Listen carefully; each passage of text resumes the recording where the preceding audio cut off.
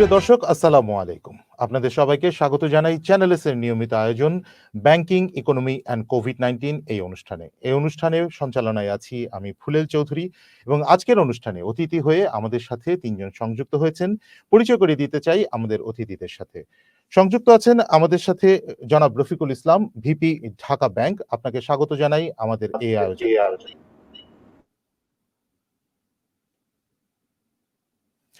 স্বাগত জানাই professor doctor মঞ্জুর মোর্শেদ ভূঁইয়া, তিনি ফাইন্যান্স ডিপার্টমেন্টের চেয়ারম্যান, জগন্নাথ বিশ্ববিদ্যালয়। স্বাগত জানাই জনাব রফিকুল ইসলাম, ডিএমডি, সীমান্ত ব্যাংক। সুপ্রিয় দর্শক, আপনারা জানেন যে কোভিড-19 এর আঘাতে সারা বিশ্বের মতো বাংলাদেশেরও অর্থনীতিতে আঘাত পড়েছে। বাংলাদেশের অর্থনীতির চালিকা শক্তি হচ্ছে ব্যাংক। সেই ব্যাংকের কিন্তু চলতে হয় অর্থনীতির অন্যান্য শাখা প্রশাখাগুলো ভালো থাকার উপর নির্ভর করে। যেহেতু অন্যান্য ক্ষেত্রে আঘাত পড়েছে, সেই আঘাত কিন্তু ব্যাংকের উপরও পড়েছে। কেমন করে ব্যাংক সেই আঘাত সইছে বা আঘাত থেকে উত্তরণের জন্য কি পদক্ষেপ গ্রহণ করছে, এই বিষয়গুলো নিয়ে আমরা আলোচনা করব প্রান্তিক জনগোষ্ঠীর কাছে কি করে ঋণ পৌঁছে দেওয়া যায়, যারা একেবারেই হতদরিদ্র মানুষ আছেন তারা যদি ব্যাংকিং সুবিধা পেতে পারেন, সেসব বিষয় নিয়ে পুরো অনুষ্ঠান জুড়েই আশা করি আপনারা আমাদের সাথে থাকবেন। অনুষ্ঠানের শুরুতেই আমি সংযুক্ত হতে চাই জনাব রফিকুল ইসলাম, ভিপি ঢাকা ব্যাংক। আপনার সাথে, আপনি যেহেতু ব্রাঞ্চ লেভেলে কাজ করেন, একদম ফিল্ড লেভেলে আপনি কাজ করে আপনি দেখেছেন, জেনেছেন যে কি করে লকডাউন থেকে শুরু করে এখন পর্যন্ত, মানে 8ই মার্চ, অক্টোবর এবং অক্টোবর থেকে এখন পর্যন্ত, মানে পুরোটা সময় জুড়ে 8টি মাস কিন্তু হয়ে গেছে।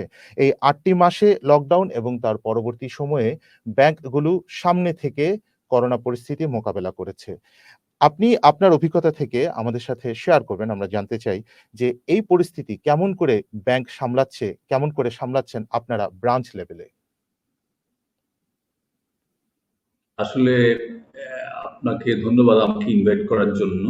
আমি খুবই সম্মানিত বোধ করছি যে আপনি আমাকে এরকম একটি প্রেস্টিজিয়াস প্রোগ্রামে আমাকে আমন্ত্রণ জানিয়েছেন এবং এজ এ ব্যাংকার আমি খুব মানে খুব রেসপেক্টেড এন্ড মোটিভেটেড ফিল করছি আর কি।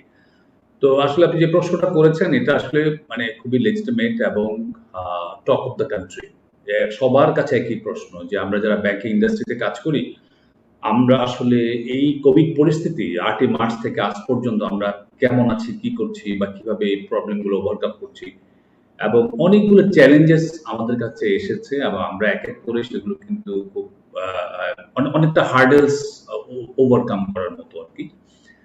ব্রাঞ্চ এবং ম্যানেজমেন্ট এবং বোর্ড অফ ডিরেক্টরস সবার একটা সম্মিলিত প্রচেষ্টায় কিন্তু আমরা সেটা করে যাচ্ছি। তো আমি কিছু কথা বলতে চাই যে যখন কোভিড শুরু হলো, কোভিড শুরু হওয়ার পরই মানে চারিদিকে একটা ভুতুড়ে অবস্থা। আমরা তো সবাই জানি যে একটা লকডাউন, মানুষের মুভমেন্টের উপরে রেস্ট্রিকশন, তারপরে কাস্টমারদের মুভমেন্টের উপরে রেস্ট্রিকশন, তারপরে ব্যাংকগুলোতে বিভিন্ন ধরনের WHO বিভিন্ন ধরনের নীতিমালাগুলো, হেলথ রেস্ট্রিকশন গুলো আসতে থাকলো। তো আমরা প্রথমেই ভেবেছিলাম না হয়তো সব শেষ হয়ে যাবে। আসলে আমরা মনে হয় একটা ডার্ক ওয়ার্ল্ডের দিকে, ডার্ক ফিউচারের দিকে যাচ্ছি আসলে। মানে আমাদের সার্ভাইভাল নিয়ে যেখানে কোশ্চেন, সেখানে ব্যাংকিং ইন্ডাস্ট্রি, ইকোনমি সবগুলো মিলিয়ে কিন্তু আমরা ভেবেছিলাম যে আসলে আমরা মনে হয়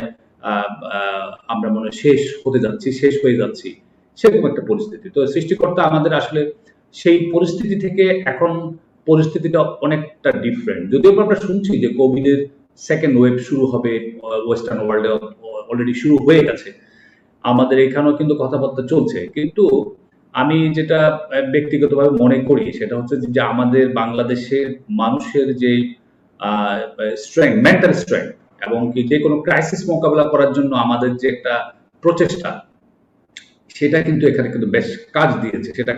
সেটা কাস্টমার লেভেলে বলেন বা মানে কমন পিপল যারা আছে তাদের লেভেলেই বলেন, কারণ আমরা সারা জীবনে কিন্তু এই ক্যালামিটিস গুলো ফেস করে আসছি।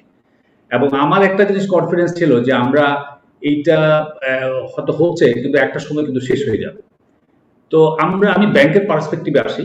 তো আমরা প্রথম 2 মাস তো একটা বড় ধরনের ডিজাস্টার হয়েছে, যে আমরা কখনো যেখানে কাস্টমার কিন্তু ব্যাংকমুখী হয়নি, সেখানে ব্যাংকিংটা তো একদম মানে চিন্তাই করা যাচ্ছিল না তখন চারিদিক থেকে মানুষের সবার কাছে ক্যাশ টাকাগুলো সবাই প্রিজার্ভ করার জন্য একটা চেষ্টা থাকলো, এবং সবাই ব্যাংক থেকে কিন্তু টাকা উঠিয়ে নিয়ে যাচ্ছিল এবং একটা পর্যায়ে কিন্তু ডিপোজিট অনেক যাচ্ছিল মানুষের হাতে। মানুষ কিন্তু যেহেতু একটা আনসার্টেন একটা ক্যালামিটিস, এটা কখন শেষ হবে আমরা কেউ জানি না। এই পরিস্থিতিতে কিন্তু আমরা কিন্তু প্রথম 2 মাস বিশেষ করে মার্চ, এপ্রিল কিন্তু আমরা মানে খুব ফেস করেছি। মানুষ কিন্তু ক্যাশ ক্রাঞ্চ যেটাকে আমরা বলছি, ব্যাংক থেকে টাকা তুলে নিয়ে যাচ্ছিল এবং ভবিষ্যতের জন্য নিজেকে প্রস্তুত করে রাখছিল যে আসলে কি হয়, কি হয়। এবং তার উপরে আমাদের এই যেই বিষয়টা সেটা হচ্ছে যে আমাদের ব্যাংকের মূল যেই ইনকামটা সেটা হচ্ছে যে আমাদের লোন, যেটা ব্যাংকের 75% ইনকাম আসে কিন্তু এই সেক্টর থেকে, এবং বাকিটা যে ফি বেসড ইনকাম আমরা যেটা বলছি সেটা কিন্তু এক্সপোর্ট এবং ইম্পোর্ট থেকে। এবং দুই জায়গায় কিন্তু আমরা কিন্তু ড্রাস্টিক্যালি কিন্তু ড্রপ করেছে ব্যাংকগুলো, কিন্তু ওখানে কিন্তু প্রচুর পরিমাণ মানে ক্যাপাসিটি লুজ করেছে, ইনকাম লুজ করেছে, এমনকি ব্যাংকগুলোর সার্ভাইভাল নিয়ে যে কোশ্চেন, মানে সবাই কিন্তু একটা ডার্কিশ একটা এনভায়রনমেন্ট দেখছিল চারিদিকে। তো যেহেতু মানুষের বাঁচা মরার প্রশ্ন, সেখানে লোন রিপেমেন্ট থেকে শুরু করে সবগুলোই কিন্তু বন্ধ। প্লাস আমাদের সোর্সিং কান্ট্রি চায়না এবং ডেস্টিনেশন, আমাদের export destination countries, I mean Europe এবং আমেরিকা, সবগুলোতেই কিন্তু কোভিড কিন্তু ক্রমান্বয়ে কিন্তু আক্রান্ত হচ্ছিল এবং সবগুলো কলাপস হয়ে যাচ্ছিল। তো সেই পরিস্থিতিতে ব্যাংকে আমাদের শুধু হেলথ মানে ম্যানেজমেন্ট, কাস্টমারদের হেলথ ম্যানেজমেন্ট, কলিগসদের হেলথ ম্যানেজমেন্ট, ম্যানেজমেন্ট থেকে ক্রমাগত ইনস্ট্রাকশন যে আমরা কিভাবে বেঁচে থাকবো, ব্যাংকটাকে মোটামুটি একটা মানুষের জন্য রেখে নিজেরা কিভাবে, কলিগসরা কিভাবে বেঁচে থাকবো, এই চেষ্টাটাই কিন্তু প্রথম 2 মাস আমরা করেছি। এবং সেই 2 মাস পরেই কিন্তু সৃষ্টিকর্তা আমাদেরকে মোটামুটি একটা পর্যায়ে এখন নিচ্ছেন। আমি মনে করি ব্যাংকও এখন কিন্তু প্রথম 2 মাস যেরকম প্রায় 80% বা আমাদের প্রফিটের একটা বড় পোর্শন কিন্তু কমে গিয়েছিল, কিন্তু আস্তে আস্তে আমরা কিন্তু সেটা কিন্তু এখন ওভারকাম করছি সম্মিলিত জি, প্রচেষ্টায়। ধন্যবাদ।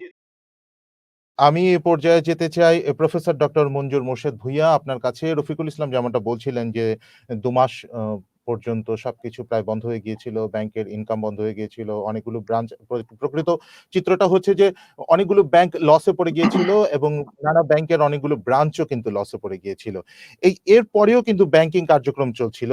আপনার দৃষ্টিকোণ থেকে আমি জানতে চাই যে এই করোনাকালীন ব্যাংকিং কার্যক্রম পরিচালন একটা বিষয়, এবং তার পাশাপাশি অর্থনীতির চাকা সচল রাখতে ব্যাংকের যে বিভিন্ন পলিসি গ্রহণ, এই দুটো বিষয়ের যে পরিস্থিতি, সেই পরিস্থিতি অনুযায়ী আপনার অবজারভেশনটা যদি বলেন ছোট্ট করে। ধন্যবাদ আমাকে এই প্রোগ্রামে ইনভাইট করার জন্য। আসলে আমরা শুনলাম ঢাকা ব্যাংকের ভিপি জনাব রফিকুল ইসলাম সাহেব যেটা বললেন, আসলে করোনাকালীন যে লকডাউন সেটা মূলত শুরু হয়েছে মার্চের 19 তারিখের পর থেকে। আর আমরা যদি এখন বলি, আপনি যেটা বললেন 8 মাস পুরো হয় নাই, এখন 7 মাস চলছে। আর প্রথম 2 মাসে ব্যাংকগুলো সত্যিকার অর্থেই বড় ধরনের একটা ঝুঁকির মধ্যে পড়েছিল। বিশেষ করে ডিপোজিটরদের মধ্যে যে একটা প্যানিক সৃষ্টি হয়েছিল যে সামনে কি হবে, এই জন্য অধিকাংশ ডিপোজিটররা তাদের জমাকৃত অর্থ, অর্থাৎ এফডিআর এ জমাকৃত অর্থ, ইভেন সেভিংসে যাদের যে ক্ষুদ্র সঞ্চয় সেটাও তারা উইথড্র করে ফেলেছিল। যার কারণে ব্যাংকগুলো কিন্তু বড় ধরনের একটা তারল্য ঝুঁকির মধ্যে পড়েছিল। আমি যদি গত 7 মাসের একটা চিত্র তুলে ধরি, ব্যাংকগুলো শুধু কোভিডের কারণে না, কোভিডের আগে 1 থেকে 1.5 বছর যাবতীয় একটা বড় ধরনের তারল্য ঝুঁকির মধ্যে রয়ে গেছে। আমি যদি আমার সাথে যদি ওনারা দ্বিমত না করেন, আমার যে অবজারভেশন, কোভিডের কারণে এই তারল্য ঝুঁকিটা আরো ত্বরান্বিত হয়েছে এবং সরকারের নির্দেশ অনুযায়ী ব্যাংকগুলো চেষ্টা করেছে যে তারল্য ঝুঁকিটা কমানোর জন্য।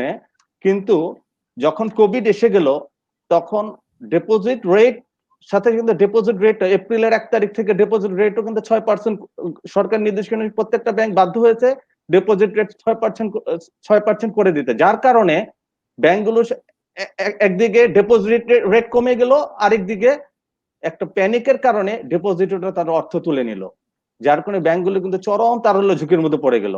আর যখন ব্যাংকগুলো তারল্য ঝুঁকির মধ্যে পড়লো তখন তাদের যে ঋণ দানের ক্ষমতা সেটাও আস্তে আস্তে কমে গেল। আর ইতিমধ্যে সরকার আরেকটা নির্দেশ দিয়েছে যে জুন পর্যন্ত প্রথমে, পরবর্তীতে ডিসেম্বর পর্যন্ত ব্যাংকগুলো লোন ক্লাসিফিকেশন যে ক্রাইটেরিয়া সেটা চেঞ্জ ক্রাইটেরিয়া অনুযায়ী তারা লোন ক্লাসিফিকেশন করবে। ফলে ব্যাংকগুলো নন পারফর্মিং লোন এটার সংখ্যা কিন্তু অনেক বেড়ে গিয়েছে। যদিও বলা হয় আপাতত স্থগিত, কিন্তু ব্যাংকগুলোর যে তারল্য সংকট, সাথে সাথে তাদের যে লন পারফর্মিং লোনের ঊর্ধ্বগতি, এই দুইটা সামাল দিতে ব্যাংকগুলো চরমভাবে বিপর্যস্ত এবং হিমশিম খাচ্ছে। তা আমি মনে করি জি। এই যে অর্থনৈতিক স্থবিরতা, এই কোভিড-19 এর কারণে এই অর্থনৈতিক স্থবিরতা, এটা শুধু বিভিন্ন সেক্টরের কারণে না, ব্যাংকগুলোর যে ইন্টারনাল ম্যানেজমেন্ট বা ডিপোজিটের সাথে তার লোনের যে সমন্বয়, এই সমন্বয়হীনতার কারণেই এই ধরনের অর্থনৈতিক স্থবিরতার সৃষ্টি হয়েছে বলে আমি মনে করি। ধন্যবাদ। জি, আপনাকে ধন্যবাদ। এবারে সংযুক্ত করতে চাই আমরা রফিকুল ইসলাম, জনাব রফিকুল ইসলাম, ডিএমডি সীমান্ত ব্যাংক। একটু আগে প্রফেসর সাহেব বলে গেলেন যে ব্যাংকগুলো তারল্য ঝুঁকিতে রয়েছে এবং ইন্টারনাল ম্যানেজমেন্টের সামঞ্জস্যহীনতা রয়েছে। উনি উনার দৃষ্টিকোণ থেকে বলেছেন, আপনি ব্যাংকের ম্যানেজমেন্ট লেভেলে রয়েছেন। আপনার দৃষ্টিকোণ থেকে আমরা এবং দর্শকরা জানতে চায় যে প্রফেসর সাহেব যেভাবে ব্যাখ্যা দিয়েছেন সেক্ষেত্রে আপনার দ্বিমত পোষণ করার কোনো জায়গা আছে কিনা? আপনাকে ধন্যবাদ। আপনার মাধ্যমে চ্যানেলের সকল দর্শক শ্রোতা যারা এই মুহূর্তে আমাদের এই অনুষ্ঠান দেখছেন, তাদের সবাইকে শুভেচ্ছা এবং ধন্যবাদ জানিয়ে আমি আমার বক্তব্য শুরু করছি। আমি দুজনের কথাই শুনলাম, আমাদের আরো দুইজন প্যানেলিস্ট যারা আছেন তাদের কথাও শুনলাম। তারা বলার চেষ্টা করেছেন কিভাবে কোন সময় থেকে বাংলাদেশে কোভিড-19 এর প্যান্ডেমিক শুরু, তার প্রেক্ষিতে ব্যাংকগুলো, বিশেষ করে ব্যাংকগুলো, যেহেতু আমরা ব্যাংকগুলো নিয়ে কথা বলছি, তারা কিভাবে সমস্যা মোকাবেলা করেছেন এবং আমাদের সাথে যুক্ত আছেন যিনি অধ্যাপক, উনি বলছিলেন তারল্য সংকটের কথা। উনি যেটা বলেছেন, আমি বিনয়ের সাথে ওনার সাথে একটু অ্যাড করতে চাই। এটা অনেকটা একাডেমিক আলোচনার মতো ছিল, কিন্তু বাস্তবতা যেটা আমরা দেখি সেটা হচ্ছে যে ব্যাংকগুলোতে আসলে কোনো তারল্য সংকট হয়নি সেই অর্থে। কিছু কিছু ব্যাংকের, ধরেন আমরা বাজারে 50 থেকে 60টা ব্যাংক যদি অপারেট করি, তার মধ্যে কিছু কিছু ব্যাংকের তারল্য সংকট কখনো কখনো থাকে, সেটা নানান কারণেই। কোভিড এর জন্যই তা কিন্তু না। আহ, আহ, স্যার যেটা বলছিলেন যে কোভিড এর জন্য লোকজনের কাজকর্মের অসুবিধা হচ্ছিল, তারা তাদের সঞ্চিত টাকা তুলে আহ, ব্যয় নির্বাহ করছিলেন, পার্শিয়ালি খানিকটা সত্য। কিন্তু যেই অর্থে ব্যাংকিং সেক্টরে তারল্য সংকট, তারল্য সংকট বলতে আমরা আহ, কতগুলো ইন্ডিকেটর দিয়ে বুঝি। আমরা ব্যাংকার, আমরা কতগুলো ইন্ডিকেটর দিয়ে বুঝি যে বাজারে কলমানির রেট প্রচুর বেড়ে যাওয়া, টাকাই পাওয়া যাচ্ছে না। তার মানে কি, এক এক ব্যাংকের টাকা দরকার, সে কোথাও টাকা পাচ্ছে না। আমি যদি সহজ করে বলি, আমরা ঋণ দিতে পারছি না। ধরেন বড় বড় প্রজেক্ট ঋণ অথবা অন্যান্য কোনো ঋণ, সেগুলো দিতে পারছি না। আমার এডি রেশিও, আমাদের খুব প্রচলিত শব্দ, অ্যাডভান্স ডিপোজিট রেশিও, সেগুলো খুব বেড়ে গিয়েছে। তার মানে হচ্ছে, আমি ছোট্ট করে বললাম যে এইগুলো হচ্ছে ইন্ডিকেটর। এইগুলো দেখে আমরা সহজেই বুঝি যে ব্যাংকগুলোর হাতে বোধহয় টাকা নাই। কিন্তু বাস্তবতা কিন্তু এরকম না। কারণ আমরা প্রতিদিন মানি মার্কেটে এবং অন্যান্য জায়গায় যেটা দেখছি সেটা হচ্ছে যে ওই ইন্টারেস্ট রেট যে 9-6 এর কথা বললো, সেটার তো সকল ব্যাংকেই এফেক্ট হয়েছে। এমন তো না যে কোনো একটা ব্যাংক 6 করেছে অন্যরা করেনি, সব জায়গায় হয়েছে। ফলে পত্রপত্রিকাও দেখে থাকবেন, কিছুদিন আগেও আমাদের কয়েকটা প্রাইভেট কমার্শিয়াল ব্যাংক, তারা এই কোভিড এর মধ্যেও যে তাদের, আমি নাম উল্লেখ করলাম না, এই কোভিড এর মধ্যেও যে তাদের ডিপোজিট বেড়েছে, সেই চিত্রও কিন্তু আছে। তো কাজেই সার্বিকভাবে আমি যেটা বলবো যে দুশ্চিন্তা করার মতো ব্যাংকিং সেক্টরে কোনো ঘটনা ঘটেনি এখন পর্যন্ত। বিশেষ করে আমরা যদি ডিপোজিট নিয়ে কথা বলি, তাহলে ব্যাংকগুলোতে আমার জানা মতে এবং আমি যতটা খোঁজ খবর রাখি, তাতে তারল্য কোনো সংকট নাই। এবং ঋণ দেওয়ার ক্ষেত্রেও ব্যাংকগুলো তারল্যের কোনো সংকট উপলব্ধি করছে না। এই কারণে এখন কিন্তু সেই অর্থে খুব একটা ঋণ দেওয়া হচ্ছেও না। শুধুমাত্র সরকার ঘোষিত, মাননীয় প্রধানমন্ত্রী ঘোষিত যে প্রণোদনা প্যাকেজ গুলো আমাদের আছে, সেইগুলো বাস্তবায়নের কাজ চলছে। এবং নতুন করে বড় কোনো ঋণ, সঙ্গত কারণেই যারা উদ্যোক্তা, তারা এই সিচুয়েশনের মধ্যে বড় কোনো ঋণে যাচ্ছেনও না। ফলে ব্যাংকগুলোতে আসলে এই মুহূর্তে ঋণ দেওয়ার ক্ষেত্রে যে তারল্য সংকটের যে বিষয় থাকে, সেটা নাই আসলে, আমি তাই মনে করি। জনাব রফিকুল ইসলাম, ডিএমডি সীমান্ত ব্যাংক, আপনি প্রণোদনা প্যাকেজের কথা বলছিলেন। এখান থেকে একটু আমি জানতে চাই যে প্রণোদনা প্যাকেজের যে ঋণগুলো বিতরণ করার কথা বলা হলো, সেই ঋণগুলো পর্যাপ্ত পরিমাণে ব্যাংক বিতরণ করতে পেরেছে বলে আপনার মনে হয়, বিশেষ করে এসএমই খাতে? ধন্যবাদ। এগেইন আমি পত্রপত্রিকার উদ্ধৃতি দিয়েই বলি যে পত্রপত্রিকা এ নিয়ে কথাবার্তা হচ্ছে, আমাদের টেলিভিশনে, টকশোতে, সোশ্যাল মিডিয়াতে এ নিয়ে কথাবার্তা হচ্ছে যে বিশেষ করে এসএমই খাতে পর্যাপ্ত পরিমাণ প্রণোদনার টাকা বিতরণ করা হচ্ছে না। কথাটি সত্য, পুরোপুরি না হলেও আংশিক তো অবশ্যই। দেখেন কেন হচ্ছে বিষয়গুলোকে না? আপনি কি মনে করেন? জি, আমি সেই জায়গাটাতে আমি আলোচনা করতে চাচ্ছি। হচ্ছে না, প্রথমত খেয়াল রাখবেন যে অত্যন্ত বিচক্ষণতার সাথে আমাদের মাননীয় প্রধানমন্ত্রী যখন আমাদের দেশে এই কোভিড এর প্রাদুর্ভাব শুরু হয়, ঠিক তখনই উনি অত্যন্ত বিচক্ষণতার সাথে ফিউচারকে রিড করে ভবিষ্যতে কি কি সমস্যা হতে পারে সেগুলোকে রিড করে এই বাংলাদেশ ব্যাংকের মাধ্যমে আমাদের ব্যাংকগুলোর জন্য বিভিন্ন ভাগে, অনেকগুলো ভাগে, আমরা বিস্তারিত না বলি সময় স্বল্পতার জন্য, অনেকগুলো প্রণোদনা প্যাকেজ ঘোষণা করে। বিনয়ের সাথে বলছি, শুরুতেই আমি আমাদের অনেক ব্যবসায়ীদের সাথে, অনেক ব্যবসায়ী বন্ধুদের সাথে, তাদের সাথেও কথা বলে দেখেছি যে শুরুতেই যখন প্রণোদনা প্যাকেজ গুলো ঘোষণা হলো তখন অনেকের মধ্যে একটা ধারণা ছিল এমন যে এগুলো বোধহয় এক ধরনের অনুদানের মতো বোধহয় হবে, যে এই টাকাগুলো যারা ক্ষতিগ্রস্ত হয়েছে তাদেরকে ব্যাংকিং চ্যানেলে ব্যাংক ডেকে তাদেরকে হয়তো এই টাকাগুলো দিবে ক্ষতি পুষিয়ে নেওয়ার জন্য। শুরুতেই এরকম একটা ধারণা ছিল, এটা অ্যাবসলিউটলি রং। কারণ এগুলো কোনো বিতরণের জন্য, অনুদানের জন্য কোনো টাকা না। এগুলো সহজ সত্ত্বে সরকারের তরফ থেকে, যেহেতু একজন ব্যবসায়ী কোভিড এর কারণে ব্যবসা করতে গিয়ে উনি ক্ষতিগ্রস্ত হচ্ছেন, ওনার ওয়ার্কিং ক্যাপিটাল দরকার, মূলত ওয়ার্কিং ক্যাপিটালের জন্য এই প্যাকেজ গুলো ঘোষণা করা হয় মূলত। কারণ কি?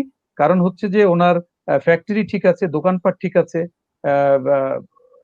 প্রোডাকশন হচ্ছে না, র মেটেরিয়ালস হয়তো পড়ে আছে, তো বিদ্যুৎ বিল দিতে হচ্ছে, কর্মচারীদের বেতন দিতে হচ্ছে, কিন্তু প্রোডাকশন হচ্ছে না, বিক্রি হচ্ছে না। তার মানে ওনার ওয়ার্কিং ক্যাপিটালের একটা ঘাটতি হবে।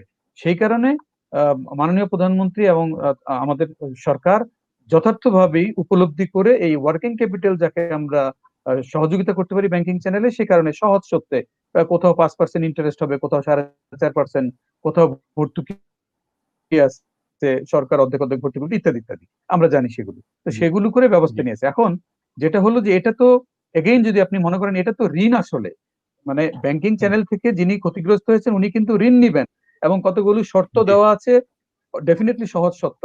কারণ আইডেন্টিফাই করতে হবে সত্যিকার অর্থে কে ক্ষতিগ্রস্ত, কিভাবে ক্ষতিগ্রস্ত হয়েছেন, ওনার ব্যবসায় কতটা ক্ষতিগ্রস্ত হয়েছেন।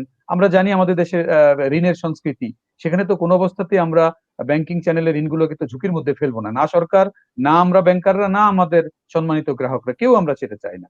ফলে যেই নিয়ম নীতি, যেই প্রবিধান মেনে এই প্রণোদনার টাকাগুলো ব্যাংকিং চ্যানেল থেকে নেওয়ার কথা ছিল ব্যবসায়ীদের, আমি মনে করি সেই জায়গাটায় আমাদের ব্যাংকারদের পয়েন্ট অফ ভিউ থেকে এবং ব্যবসায়ীদের পয়েন্ট অফ ভিউ থেকে ঘাটতি রয়ে গেছে। ব্যাংকারদের পয়েন্ট থেকে ঘাটতি রয়ে গেছে কোন অর্থে? ওই যে আমাদের ঢাকা ব্যাংকের ভিপি মহোদয় উনি যেটা বলছিলেন যে শুরুর দিকে কিন্তু আমাদের স্কেলেটন ওয়েতে ব্যাংকিং পরিচালনা করতে হয়েছে, আমরা টিম এ, টিম বি, টিম সি করে ব্যাংকিং করতে হয়েছে। ফলে আপনার ব্যাংকের যে কাজগুলো, সেগুলো ক্রেডিটের যে কাজ, সেটা তো অ্যাকাউন্ট সার্ভিসের লোককে দিয়ে হবে না, ক্রেডিটের লোক দিয়ে করতে হবে। ফলে শুরুর দিকে জি, আমি বলবো যে এই শিফটিং ডিউটির কারণে ব্যাংকের তরফ থেকে একটু ঘাটতি ছিল, যেটা ক্রমেই আমরা এখন কাটিয়ে উঠছি সব ব্যাংকগুলোতে। আর ব্যবসায়ীদের পক্ষ থেকেও যেটা বললাম, যে যেই নিয়ম নীতি বিধিবিধান পরিপালন করে সত্যিকারের প্রয়োজনের নিরিখে যে প্রণোদনা দেওয়ার বিষয়টা ছিল, সেটাই আমার মনে হয় যে একটু ঘাটতি ছিল। আমরা হয়তো সঠিকভাবে উপস্থাপন করতে পারিনি, যথাসময়ে উপস্থাপন করতে পারি। যে টাকা সেগুলো দিতে গত 1 মাস যাবত আমরা যেটা লক্ষ্য করি এবং বিভিন্ন জায়গায় পত্রপত্রিকাও যেটা দেখি, যে এটা বেশ গতি পেয়েছে। এবং আমরা বিশ্বাস করি সেন্ট্রাল ব্যাংক যেভাবে আমাদেরকে গাইড করছে এবং এই প্রণোদনার টাকা বিতরণের জন্য যেভাবে সময় বাড়িয়ে দিয়েছে, এই সময়ের মধ্যে সম্ভবত ডিসেম্বর পর্যন্ত, এই ডিসেম্বর সময়ের মধ্যেই আমরা মনে করি যে যেভাবে গতি পেয়েছে এই কাজে, সেই গতি যদি অব্যাহত থাকে তাহলে একটা খুবই ভালো পরিমাণে দৃশ্যমান একটা অনুদানের টাকা বিতরণ করা সম্ভব হবে বলে আমি মনে করি। জি, আপনাকে ধন্যবাদ। প্রণোদনার টাকা বিতরণ নিয়ে আপনার কাছে আরো একটা প্রশ্ন নিয়ে আমরা আসবো। তার আগে জনাব রফিকুল ইসলাম ভিপি আপনার কাছে যেতে চাই। আ আপনার কাছে প্রশ্ন রাখতে চাই, ডিএমডি মহোদয় যেমন বলছিলেন যে প্রণোদনার টাকা সম্পূর্ণভাবে না হলেও কিছু, কিছু করে হলেও ব্যাংক বিতরণ করেছে। আপনি আপনার প্রেক্ষাপট থেকে যদি বলেন যে আপনারা কেমন বিতরণ করতে পেরেছেন প্রণোদনার টাকা ঋণ হিসেবে? আসলে ডিএমপি স্যারের সাথে একমত। আমি আর একটু অ্যাড করতে চাই, সেটা হচ্ছে যে আসলে ব্যাংকিং ইন্ডাস্ট্রিতে মার্চ থেকে এখন পর্যন্ত যে মানে চ্যালেঞ্জেস গুলো আমরা ফেস করছি, আমার মনে হয় ব্যাংকাররা মনে হয় এই আমাদের স্বাধীনতোত্তর বাংলাদেশে এত বড় চ্যালেঞ্জ, এত বড় হার্ডেস কখনো ফেস করেনি। তো এইটাতে একটা সুবিধা হচ্ছে যে আমাদের রেজিলেন্সটা বাড়ছে। আসলে আমরা ইন্ডাস্ট্রি অন্যান্য সেক্টর দেখতে পাচ্ছে যে আসলে ব্যাংকাররা, বিশেষ করে বাংলাদেশের ব্যাংকিং ইন্ডাস্ট্রি অনেক বেশি রেজিলেন্ট, এবং কি ব্যাংকিং ইন্ডাস্ট্রি, সরকার, বাংলাদেশ ব্যাংক এবং ইন্ডাস্ট্রি পিপল যারা আছে সবাই মিলে আমি মনে করি ট্রিমেন্ডাস একটা কম্বিনেশন আমাদের মধ্যে এখনো পর্যন্ত এটা বজায় আছে। যেমন মনে করেন, আমি একটু অ্যাড করতে চাই যে সরকার যখনই কোভিড-19 শুরু হলো, যখন চারিদিকে খুব অ্যালার্মিং সিচুয়েশন, তখন কিন্তু সাথে সাথে কিন্তু প্রণোদনাগুলো চলে আসলো, একটার পর একটা প্রণোদনা আসছে, কিন্তু সরকার কিন্তু প্রেডিক্ট করতে পারছিলেন যদি এই আমাদের এই যে রুডিমেন্টারি স্টেজে যদি আমরা যদি ইন্ডাস্ট্রিগুলোকে সাপোর্ট দিতে না পারি ওই পর্যায়ে, তাহলে আমার মনে হয় এমনি আমাদের ইকোনমিটা অনেকটা গ্রোয়িং ইকোনমি এবং কিছু কিছু ক্ষেত্রে খুব ফ্রেজাইল। তো সেই ক্ষেত্রে যদি আর্লিয়ার এই ইনিশিয়েটিভ গুলো আমাদের জন্য কিন্তু অনেক ভালো কাজ দিয়েছে। আর বিশেষ করে ব্যাংকারদের উপরে অনেকগুলো চ্যালেঞ্জেস আসছে, তার মধ্যে কোভিড তো আছে, পাশাপাশি ইন্টারেস্ট রেট, ল্যান্ডিং ক্যাপ, তারপরে ডিপোজিট নিয়ে ডিপোজিট নিয়ে আমাদের মধ্যে সরকারও হয়তো বা ব্যাংকগুলো ভাবে বলেনি যে 6% ক্যাপ কিন্তু করেনি, কিন্তু আমরা একটা ইন্ডিকেশন ছিল যদি 9% ল্যান্ডিং ক্যাপ হয় তাহলে আমাদের মানে টাকা কিনতে হবে কত টাকায় দিয়ে, সেইটা কিন্তু আমরা কিন্তু অনেকটা এজাম্পশন এবং গভর্নমেন্টের ইন্ডিকেশন থেকেই কিন্তু আমরা 6% এবং ডিক্রিজিং লেস দ্যান 6% কিন্তু আমরা কিন্তু করতে শুরু করেছি এবং করছেন। আমি প্রণোদনার কথায় আসি। প্রণোদনা প্রাইভেট সেক্টর, আপনারা দেখবেন কালকে বা পরশু একটা বড় প্রতিবেদন আসছে প্রথম আলোতে, এবং এটা বাংলাদেশ ব্যাংকের স্ট্যাটিস্টিক্স। প্রণোদনা প্রাইভেট সেক্টরের ব্যাংকগুলো কিন্তু বেশ ভালোভাবে কিন্তু প্রণোদনা কিন্তু ইমপ্লিমেন্ট করেছে। হাতে গোনা কয়েকটা ব্যাংক, যেগুলো পাবলিক সেক্টরের ব্যাংক, হয়তো তারা ওভাবে কিন্তু যেতে পারেনি।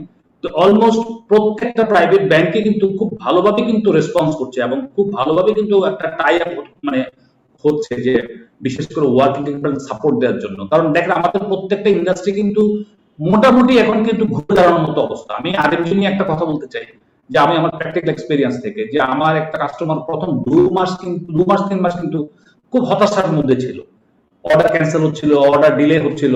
কিন্তু এই পরিস্থিতিতে গভর্নমেন্টের যে জিনিসটা কিন্তু খুব ভালো একটা ইনিশিয়েটিভ নিয়েছে, সেটা স্যালারি গুলো দিয়ে কিন্তু ফ্যাক্টরিটা কিন্তু স্ট্যান্ড করে রেখেছে। কিন্তু ওই স্ট্যান্ড করে রাখাতে কিন্তু ফ্যাক্টরির মধ্যে একটা পূর্বের যে অর্ডার সেগুলো কিন্তু ম্যানুফ্যাকচার করা বা নতুন নতুন অর্ডার তখন পাচ্ছিল না, কিন্তু যে অর্ডার গুলো ছিল সেই অর্ডার হয়তো ফুল ফিজিং এর কাজও হচ্ছিল না। ফ্যাক্টরি কিন্তু দেখা যাচ্ছে যেখানে 10 লাইনের ফ্যাক্টরি, 20 লাইনের ফ্যাক্টরি, সেখানে কিন্তু 1/3 কিন্তু কাজ হচ্ছিল, কিন্তু ওয়ার্কার গুলো ধরে রাখা গেছে। এটা কিন্তু বড় একটা কাজ হয়েছে, কারণ ওয়ার্কার ধরে রাখা, ওয়ার্কারদের ডেইলি যে মানে লাইভলিহুডস, এটাকে কিন্তু কন্টিনিউ রাখতে পেরেছে। এটা কিন্তু credit goes to the government, এটা কিন্তু আনডাউটেডলি। আর যেটা হচ্ছে যে আমাদের সেন্ট্রাল ব্যাংক যেসব টাইমলি ইনিশিয়েটিভ গুলো নিয়েছে সেগুলো কিন্তু অলরেডি মেনশনেবল, অফকোর্স মেনশনেবল। এবং আমাদের ব্যাংকের হায়ার ম্যানেজমেন্ট সত্যি বাংলাদেশের প্রাইভেট সেক্টরে আমি মনে করি এখন পর্যন্ত সবচেয়ে স্ট্রাকচার্ড এবং প্রুডেন্ট ফিনান্সিয়াল ইঞ্জিনিয়ার হচ্ছে ব্যাংকাররা, এবং সেইভাবেই কিন্তু ওনারা এই যে একটা government, Bangladesh bank, private bankers মিলে একটা টোটাল একটা কম্বাইন হলিস্টিক একটা এফোর্টের কারণে কিন্তু আমাদের মোটামুটি ইন্ডাস্ট্রিটা কিন্তু ঘুরে দাঁড়িয়েছে। আমরা কিন্তু একটা ভালো একটা পরিস্থিতির দিকে যাচ্ছি, এবং প্রণোদনার ব্যাপারটাও কিন্তু অলমোস্ট, বিশেষ করে আমি আমার ব্যাংকে বলতে পারি, আমরা প্রায় বাংলাদেশ ব্যাংক থেকে যে অ্যালোকেশনটা পেয়েছি তার প্রায় 65 থেকে 70% কিন্তু আমরা কিন্তু অলরেডি ডিসবার্স করেছি, এবং আমাদের কাস্টমাররা কিন্তু জি এটা জানতে চাচ্ছিলাম আপনার কাছ থেকে প্রফেসর ডক্টর মঞ্জুর মোর্শেদ ভূঁইয়া এবং ডিএমডি রফিকুল ইসলাম, আপনাদের দুজনের কাছেই আমার একটা প্রশ্ন। সেটা হচ্ছে যে এই যে প্রণোদনার টাকাটা বিতরণ করা হলো, ডিএমডি রফিকুল ইসলাম, আপনি কি মনে করেন যে এই টাকাটাও যে ঝুঁকির মধ্যে পড়বে না? কারণ আপনি বলছিলেন যে আমাদের ঋণের যে প্র্যাকটিস, সেই প্র্যাকটিসটা কিন্তু ভালো নয়। ঋণ নেওয়ার পরে আর ব্যাংকের টাকা আবার ফেরত আসাটা একটু কঠিন অনেক ক্ষেত্রেই আমরা দেখতে পাচ্ছি, বিশেষ করে বিগত বছরগুলোতে।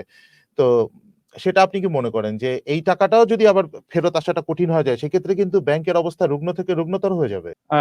আপনি যথার্থই বলেছেন। আমি বিষয়টাকে এইভাবে ব্যাখ্যা করি, যেমন ধরেন যে যেটা গোড়াতে বলছিলাম যে সরকারের তরফ থেকে মাননীয় প্রধানমন্ত্রী অত্যন্ত বিচক্ষণতার সাথে শুরুতেই তো আসলে ফোরকাস্ট করতে পেরেছেন যে কি কি আমাদের সমস্যাগুলো হতে পারে। জি, অর্থনীতি চাকা সচল রাখার জন্য আমাদের তো ব্যাংকিং ব্যবস্থাকে সচল রাখতে হবে, শিল্প কারখানাকে সচল রাখতে হবে। সেই কারণেই তো এত সব প্রণোদনার বিষয়। But at the same time আমরা যদি দেখি যে আমরা ধরে নিই একজন ব্যবসায়ী, উনি ইতিমধ্যে ব্যাংক থেকে ঋণ নিয়েছেন এবং সেই ঋণগুলো নিয়ে উনি টাকা কিভাবে ফেরত দিবেন, যেহেতু চাকা ঘুরছে না, বেচা বিক্রি হচ্ছে না, সেই এরকমের একটা ঝুঁকির মধ্যে আছেন। এর মধ্যে আবার ওনাকে আমরা আরো কিছু প্রণোদনার টাকা দিলাম এবং গোড়াতে আমি যেমনটা বলছিলাম যে এই প্রণোদনার টাকা তো আসলে অনুদান না, আমরা তো অনুদান দিচ্ছি না, সহজ শর্তে ঋণ। অল্প ইন্টারেস্ট রেটে খুবই সহজভাবে দ্রুত যাতে দেওয়া যায় সেরকম একটা ঋণ দিচ্ছি আবার। ওকে, জি, তাহলে যেটা দেখা গেল যে আগেই উনি এক ধরনের ঋণের মধ্যে জর্জরিত আছেন, তার মধ্যে আবার এখন আমরা আবার নতুন করে তাকে আরো কিছু ঋণ দিচ্ছি। ডেফিনেটলি উদ্দেশ্য মহৎ সকল পক্ষেরই, যাতে ওনার চাকা সচল থাকে। প্রশ্নটা হচ্ছে যেখানে আপনি যেটা বললেন যে ঝুঁকির জায়গাটা যেটা হচ্ছে যে এই টাকা, এই যেই টাকাই দিলাম সেটা তো এই এই ব্যবসায়ীকে তো তার ব্যবসা থেকে উৎপাদন করে বিক্রি করে সেইখান থেকেই তো ব্যাংকের টাকাকে ফেরত দিতে হবে। জি, তো জায়গা তো একটাই ফেরত দেওয়ার, মানে ব্যাংক যখন ঋণ দিবে, লেন্ডিং করবে, সেটা তো মোটামুটি একটা সায়েন্স, তো একেবারে দিব্য চোখে আমরা দেখতে পারি তো ঋণ দেওয়ার আগে যে টাকা কোথায় দিচ্ছি, সেখানে উনি এটা নিয়ে কি করবেন, সেখান থেকে কিভাবে টাকায় আরো টাকা বিক্রি করে এবং ঋণ সুদ সমেত টাকা ফেরত আসবে। তো যেই জায়গাটা বলছিলাম সেটা হচ্ছে যে, আমাদের এখন যেহেতু চলতি যে ঋণগুলো ছিল, এক্সিস্টিং যে লোনগুলো আছে, সেগুলো আর বিপরীতে গ্রাহকরা তাদের যা যা জামানত দেওয়ার ইত্যাদি সেগুলো দিয়েছেন ইতিমধ্যে। নতুন করে তো উনি আর কোনো জামানত দিতে পারবেন না, দেওয়ার প্রশ্নই আসে না, কোথা থেকে দিবেন। কিন্তু আমরা নতুন করে জি, তাকে আবার ঋণও দিতে হচ্ছে।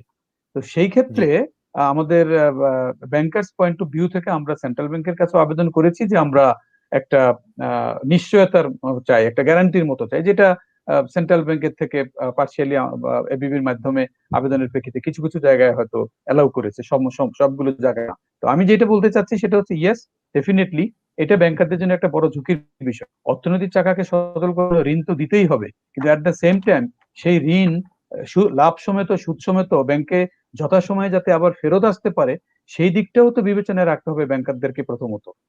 তো কারণ তা যদি না হয়, তাহলে আমাদের দেশে যে ঋণের সংস্কৃতি, সেই সংস্কৃতিতে পুঞ্জীভূত খেলাপি ঋণ আরো যদি বেড়ে যায়, তখন সেটা আবার যেই অর্থনীতির ভালোর জন্য আমরা এটা করছি, সেটা কিন্তু বিপরীতে আবার আরো মন্দের দিকে যেতে পারে। কাজেই ব্যাংকিং সেক্টর এবং ব্যবসায়ী মহল উভয় পক্ষকেই এই অনুদানের টাকা যে যে খাতে দিব সেখান থেকে মনিটরিং মনিটরিং এর ব্যাপারটা একটা খুবই জরুরি, যে টাকা আমরা কোন শিল্পকে দিচ্ছি, তারা যেটা আমি আগে বলছিলাম যে তারা আসলে কি ক্ষতিগ্রস্ত কিনা, কতটুকু ক্ষতিগ্রস্ত, কি পরিমাণ টাকা দিচ্ছি, সেই টাকা পেয়ে উনি ওনার ফ্যাক্টরিকে অথবা ব্যবসাকে কিভাবে আবার পুনরুজ্জীবিত করবেন এবং সেখান থেকে টাকা কিভাবে ফেরত এসে ব্যাংকের টাকা ব্যাংকের কাছে ফেরত আসবে, সেই বিষয়টা এই দুই পক্ষকেই, ব্যাংকার এবং ব্যবসায়ীদেরকে এই দুই পক্ষকেই সুন্দরভাবে বিবেচনায় নিয়ে যদি পরিচালনা করতে পারি, তাহলে আমরা যেই ঝুঁকির কথা চিন্তা করছি যে ভবিষ্যতে এই সেই পুঞ্জীভূত ঝুঁকিটা ঋণ হ্রাস আরো করা বেড়ে যেতে সম্ভব পারে, হবে। জি, সেটার থেকে হয়তো আমরা মুক্তি পেতে পারি। জি। মঞ্জুর মোর্শেদ, প্রফেসর মঞ্জুর মোর্শেদ, আপনি কি আ উনার কথার সাথে, রফিকুল ইসলাম ডিএমডি, সীমান্ত ব্যাংক, উনার কথার সাথে একমত যে মনিটরিং করেই আ আমরা মানে চোখে, চোখে রেখে টাকাটা কোথায় যাচ্ছে, ঠিকঠাকভাবে ব্যবহার হচ্ছে কিনা, এই মনিটরিং এর মাধ্যমেই কি আসলে টাকাটা ফেরত আনা সম্ভব নাকি আরো কিছু করতে হবে? ধন্যবাদ আপনাকে এবং ডিএমডি মহোদয় জনাব রফিকুল ইসলাম সাহেবকে ওনার সুন্দর উত্তর প্রদানের জন্য। কিন্তু ওনার সাথে আমি একটা বিষয় একটু অ্যাড করতে চাই এবং বিনয়ের সাথে দ্বিমত পোষণ করতে চাই যে এসএমই সেক্টরে যেসব লোন দেওয়া হয়েছে কোভিড এর আগে, মার্চের আগে এবং কোভিড হওয়ার পরে সেই সব সেক্টরে এবং সেই সব ব্যবসা প্রতিষ্ঠানের মূলত তারা 3 থেকে 4 মাসের মতো তারা ব্যবসা প্রতিষ্ঠান খুলতেই পারেন নাই, এসএমই সেক্টরে যেগুলো। এবং ওই ধরনের লোনগুলোতে মূলত কিন্তু সুপারভাইজ বেস ক্রেডিট হিসেবে দেওয়া হয়েছে, কোন ধরনের ব্যক্তিগত গ্যারান্টি বা অন্য পার্সোনাল গ্যারান্টির এগেনস্টে দেওয়া হয়েছে। এবং আমার দেখা মতে আমি অনেক ব্যবসা প্রতিষ্ঠানকে দেখেছি যারা যেহেতু দোকান খুলতে পারেন নাই, তাদের ব্যবসা প্রতিষ্ঠান চলে নাই, তাদের নিশ্চিত অর্ডার ক্যান্সেল হয়েছে। ছোটখাটো যেসব রপ্তানিমুখী শিল্প, রপ্তানিমুখী শিল্প, তাদের নিশ্চিত অর্ডার ক্যান্সেল হয়েছে, যার কারণে এবং যদি তারা আপাত দৃষ্টিতে বেঁচে গিয়েছেন সরকারের নির্দেশ, মাননীয় প্রধানমন্ত্রী এবং সরকারের নির্দেশের কারণে, যে 3 মাস বা 6 মাস ঋণ ইনস্টলমেন্ট দিতে হবে না, বা সুদের টাকাটা স্থগিত করা হয়েছে। তাদের ইনস্টলমেন্টে যে টাকাটা, তাদের কিন্তু এটা মাফ করে দেওয়া হয় নাই, এটা কিন্তু তাদের উপর একটা বোঝা হিসেবে রয়ে গিয়েছে।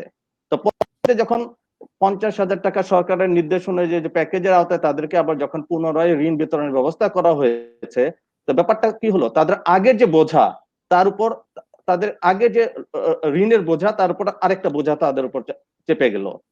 প্রকারান্তরে কি হলো, তাদের আগের ইনস্টলমেন্ট, সামনে যখন অবস্থা ভালো হবে তাদের আগের ইনস্টলমেন্টও গুনতে হবে, এবং এখন যে প্রণোদনা আওতায় যে তারা লোন পেল সেই ইনস্টলমেন্টও তাদের দিতে হবে। এখন আমাদের দেখার বিষয়, যে যিনি ব্যবসা করছেন বা এসএমই আওতায় যারা ব্যবসা করছেন, ওনারা কি সে পরিমাণ ইনকাম তাদের পক্ষে করা সম্ভব আদৌ, বা আগে যে তারা ক্ষতির সম্মুখীন হয়েছেন, সে ক্ষতি পুষিয়ে তাদের পক্ষে কি সম্ভব আবার আগের অবস্থায় ফিরে যাওয়া? আমি মনে করি এই ব্যাপারটা সেক্ষেত্রে যেটা করা যেতে পারে, সেক্ষেত্রে যেটা করা যেতে পারে, আমরা যদিও জানি বাংলাদেশ কৃষি ব্যাংক, রাষ্ট্রীয় কৃষি উন্নয়ন ব্যাংক, এইসব ব্যাংকের মাধ্যমে ক্ষুদ্র ঋণ গোষ্ঠী, তাদেরকে কিন্তু অনেক সময় বিভিন্ন ক্যালামিটি, ন্যাচারাল ক্যালামিটির সময় তাদেরকে শুধু প্রিন্সিপাল রিপেমেন্ট শর্তে, ইন্টারেস্ট সুদ মওকুফ করে শুধু প্রিন্সিপাল রিপেমেন্ট শর্তে তাদেরকে ঋণ দেওয়া হয়, এবং একটা নির্দিষ্ট সময় পরে ঋণগুলো পরিশোধ করা হয়। আপনি বলতে চাচ্ছেন ওদের ঋণটার সুদ মওকুফ করে দিয়ে শুধু প্রিন্সিপালটা, শুধু সুদ মওকুফ করার একটা সিদ্ধান্ত বা আলোচনা বা একটা পর্যালোচনা সরকারের মধ্যে থাকা যেতে পারে, তাহলে তার ঋণের বোঝার উপর যে অতিরিক্ত ঋণের বোঝা কিছুটা হলেও কমে যাবে বলে আমি আশা করি। যে রফিকুল ইসলাম ডিএমডি সীমান্ত ব্যাংক এবং রফিকুল ইসলাম ভিপি, আপনারা দুজনে কি মনে করেন যে সুদ মওকুফ করে দেওয়া কি ব্যাংকের জন্য সহজ? সেটা এরকম ভাবে দেখতে চাই যে শিল্প কিন্তু দুটাই। ব্যাংকিং ইন্ডাস্ট্রি এটাও তো আমাদের দেশের একটা শিল্প, এটা একটা ব্যাংকিং শিল্প। এই সবগুলো ব্যাংক মিলে তারা ব্যবসা করে, এটাও একটা ব্যবসা, ব্যাংকিং ব্যবসা। তো সুদ মওকুফের যে বিষয়টা, সেটা হতে পারে খুবই সীমিত পর্যায়ে হতে পারে। সরকার হয়তো সেটা দেখবেন, বাংলাদেশ ব্যাংকের পক্ষে, সরকারের পক্ষে বাংলাদেশ ব্যাংক হয়তো বিবেচনায় নিবেন। কিন্তু আমি যেটা মনে করি সেটা হচ্ছে যে সুদ মওকুফের চাইতেও বড় কথা হচ্ছে ওই যেটা বলছিলাম, যে আমরা কোন সেক্টরে কাকে কোন প্রয়োজনের জন্য কোন টাকা দিচ্ছি, এইটাকে যদি আমরা শুরুতেই বিতরণ করার আগেই যদি আমরা নিরূপণ করতে পারি, তাহলে কিন্তু অনেক ক্ষেত্রেই অযাচিতভাবে ঋণ দেওয়ারই প্রয়োজন হবে না। ভাই যেটা বলছিলেন, প্রফেসর ভাই যেটা বলছিলেন যে ঋণের বোঝা ডেফিনেটলি বোঝা হয়ে যাচ্ছে, অবশ্যই আমি ওনার সাথে একমত। কিন্তু সেই শিল্পপতি অথবা সেই ক্ষুদ্র উদ্যোক্তা অথবা সেই শিল্পোদ্যোক্তাই তো বাড়তি ঋণের জন্য যাবেন, যিনি ভাববেন যে আমার এই সমস্যাকে, আপাতত যে সমস্যা কোভিডের জন্য হয়েছে, এই সমস্যাকে আমি উতরিয়ে উঠতে পারবো, আমি কাটাতে পারবো, এবং যদি আর অতটুকু পরিমাণ টাকা হয়, তো ওনাকে যখন ব্যাংকের কাছ থেকে টাকা নিতে হবে তখন তো আসলে হিসাব কিতাব করে বুঝে শুনেই তো নিতে হবে। মানে এমন তো না যে ব্যাংকগুলো জোর করে কারো উপর ঋণ চাপিয়ে দিবে, তা কিন্তু না। ব্যবসায়ী মহল যারা ঋণ নিবেন, এক্সিস্টিং লোনের পরেও যারা আরো কিছু ঋণ নিয়ে তার ব্যবসাকে সচল করতে হবে, তিনি তো আসলে হিসাব কিতাব কষেই নিবেন যে আমি আমার যে এক্সিস্টিং ঋণ আছে তার যে কিস্তির টাকা দিতে হবে। যদিও আমরা জানি, আমরা আবারও মাননীয় প্রধানমন্ত্রী এবং তথা সরকারের সেই সিদ্ধান্ত, যেটাতে ব্যবসায়ীরা খুবই উপকৃত হয়েছেন, যে তাদের কিস্তিগুলোকে ডেফার্ড করা হয়েছে। হ্যাঁ, তাদেরকে ব্যাংকের টাকা ফেরত দিতে হবে, কিন্তু এই মুহূর্তে দিতে হচ্ছে না, কারণ এই মুহূর্তে তো তার ব্যবসা বাণিজ্য চলছে না। তিনি হয়তো সামনে আরো সময় পাবেন, আস্তে ধীরে তখন দিতে পারবেন। তো ওইটাই যেটা বলছিলাম যে সীমিত আকারে হয়তো সরকার সুদ মওকুফের কথা প্রান্তিক কৃষক অথবা প্রান্তিক ব্যবসায়ী, ছোট ব্যবসায়ী যারা, তাদের কথা ভাবতে পারেন। কিন্তু এট দ্য সেম টাইম এই সুদ মওকুফ করলে তো এটা কার পক্ষ থেকে হবে? ব্যাংকের পক্ষ থেকে হবে। কাজেই অ্যাজ এ ব্যাংকার হিসেবে আমি বলবো যে ব্যাংকিংও তো একটা শিল্প। তো ব্যাংক যেই ব্যবসা করে সেখান থেকেও তো সরকারের কোষাগারে আমাদেরকে ট্যাক্স দিতে হয়। তো এটাও তো একটা ব্যবসা সারা এবং দেশের তার জন্য। পাশাপাশি, জি স্যার, এবং তার পাশাপাশি ব্যাংক যে টাকাটা ঋণ দিবে সেটা তো ব্যাংকের নিজের টাকা না। ব্যাংক এই টাকাটার ব্যাংকের নিজের বিনিময়ে টাকা না, কিন্তু আমরা তো ডিপোজিটরদের কাছে টাকা দিতে হয়। মধ্যস্থতাকারী মাত্র। আমি একটু বলতে চাই, জি জি। আসলে আমি কিন্তু ব্যাংকের কাছ থেকে প্রণোদনা মানে এই সুদ মওকুফের কথাটা বলি নাই। এটা সরকারের প্রণোদনার আওতায় এই সুদ মওকুফের কথা বলি। আমি কখনোই বলি নাই ব্যাংক ডিপোজিটের কাছ থেকে 6% সুদে টাকা নিয়ে সে 0% রেটে লোন দেবে, এই ধরনের বক্তব্য আমি কখনোই দেই নাই। আমি বলেছি জি। ব্যাংকগুলো সরকারের কাছ থেকে প্রণোদনার আওতায় এই টাকাটা সুদ হিসাবে তারা মওকুফ করতে পারে। জি। ধন্যবাদ। আমি এখানে আরেকটা বিষয় যুক্ত করতে চাই। আমরা দেখেছি যে গত বছর কিন্তু যারা ক্লাসিফাইড লোন ছিল যেগুলো বা ব্যাড লোন ছিল, লোনগুলোকে ১০ বছরের সময় দিয়ে নতুন করে আবার রিশিডিউল করে দেয়া হলো। এবং সেই লোনগুলোও কিন্তু এখন সেই করোনাকালীন সময়ে সেগুলোও কিন্তু মানে খারাপ অবস্থায় রয়েছে। তারা কিন্তু আর কিস্তি ঠিকঠাক মতো দিতে পারছেন না। আমি যদি একটু একটা প্রতিবেদন এসেছিল পত্রিকায়, সেই প্রতিবেদনটা থেকে যদি বলি, বাংলাদেশ ব্যাংক নিজেই অনুসন্ধান করে একটা প্রতিবেদন এনেছিলেন যে সরকারি ব্যাংকগুলো ওই ২% ডাউন পেমেন্ট দিয়ে যে ঋণ নেওয়া, সেই ২% ডাউন পেমেন্টে ৯,৩২৭ কোটি টাকা। সরকারি ৪ টা ব্যাংক এই ৯,৩২৭ কোটি টাকা রিশিডিউল করেছে এবং এই রিশিডিউল ছাড়া এর বাইরেও আরো রিশিডিউল করেছে ৩,৮৫০ কোটি টাকা, মোট ১৩,১৭৭ কোটি টাকা। এবং ডাউন পেমেন্ট দেওয়ার কথা ছিল ২%, ডাউন পেমেন্ট হয়েছে কিন্তু ১.৮২% মানে ২৪০ কোটি টাকা। এই টাকাগুলোও কিন্তু এখন মোটামুটি কিস্তি এখন আর জমা পড়ছে না। এই টাকাগুলো এখন ঝুলে গেছে। এবং দুঃখজনক ব্যাপার হচ্ছে যে এই রিশিডিউল করা টাকার মধ্যে এমন অনেকগুলো টাকা রয়েছে যেই টাকাগুলো কিন্তু ব্যাংক জানে যে ইতোমধ্যে সেই টাকাগুলো মানি লন্ডারিং হয়েছে, বিদেশে পাচার হয়ে গেছে। এখন আম জনাব রফিকুল ইসলাম, ঢাকা ব্যাংক, আপনি মনে করেন আপনি বিষয়গুলো নিয়ে একটু পড়াশোনা করেন বা জানার চেষ্টা করেন এবং রফিকুল ইসলাম ডিএমডি সীমান্ত ব্যাংক, আপনাদের দুজনের কাছ থেকে দুটো উত্তর আমি চাই যে কি করে পারলো, যে এটা কি করে সম্ভব? মানি লন্ডারিং হওয়া টাকাগুলো আবার রিশিডিউল হয় কি করে ব্যাংকে? একজন ব্রাঞ্চ ম্যানেজার হিসেবে আপনি কি মনে করেন? আর ব্যাংক ম্যানেজমেন্ট হিসেবে রফিকুল ইসলাম ডিএমডি আপনি কি মনে করেন? প্রথমে ঢাকা ব্যাংক রফিকুল ইসলাম আপনার কাছে যেতে চাই। আপনি যে প্রশ্নটা করেছেন এটা আসলে খুবই সেনসিটিভ উত্তর দেওয়াটা আর কি। কারণ হচ্ছে কি, আমরা যারা ব্যাংকে কাজ করি, বিশেষ করে ব্রাঞ্চে কাজ করি, আমাদের কাছে মানে অনেক ধরনের ডিপোজিটর আছে, অনেক ধরনের কাস্টমার আছে। তবে আমি এজ এ মানে ব্যাংকার নয়, আমি একজন মানে সিটিজেন হিসেবে, বাংলাদেশের নাগরিক হিসেবে আমি কিছু কথা বলতে চাই। যে প্রথমত ওই আমাদের প্রফেসর স্যার যেটা বললেন যে সুদ মওকুফ করে দেওয়া। জি বলুন। রফিকুল ইসলাম, আমি জানতে চাই আপনার কাছে যে একজন ব্রাঞ্চ হিসেবে আপনি কি পারেন এই ধরনের রিশিডিউল করার জন্য না, আবেদন না, করতে? না, না, এটা ব্রাঞ্চ থেকে তো একটা আবেদন যায় হেড অফিসের কাছে যে এই লোনটা রিশিডিউল করা হোক। একজন ব্রাঞ্চ ম্যানেজার কি পারে এই ধরনের টাকা রিশিডিউল করার জন্য আবেদন করতে? বাংলাদেশে এখন ব্যাংকিং স্ট্রাকচার এমন হয়ে গেছে, ব্রাঞ্চ থেকে ৳১ লোন দেওয়ারও কোনো সুযোগ নাই। ব্রাঞ্চ থেকে ব্রাঞ্চ ম্যানেজারের কোনো পাওয়ার নাই ৳১ লোন দেওয়ার। এবং এটা কিন্তু ম্যানেজমেন্ট থেকে উপরের দিকে এটা সেগ্রিগেট করা আছে। আবার অনেক ক্ষেত্রে ম্যানেজমেন্টও পারে না। যেটা কিন্তু একটা পর্যায়ে কিন্তু সেগুলো কিন্তু বোর্ডে যেতে হয়। আবার কিছু ক্ষেত্রে বোর্ডেরও কিন্তু সেখানে কিন্তু থাকে, অনেক শর্টকামিংস থাকে। কিন্তু এইরকম পরিস্থিতি যে বিদেশে পাচার হওয়া লোনও রিশিডিউল হয়ে যাচ্ছে, এইটার ব্যাপারে আসলে আমি ব্রাঞ্চ লেভেলে আমার মনে হয় আমার চেয়ে আমাদের ডিএমডি স্যার আরো ভালো বলতে পারবেন।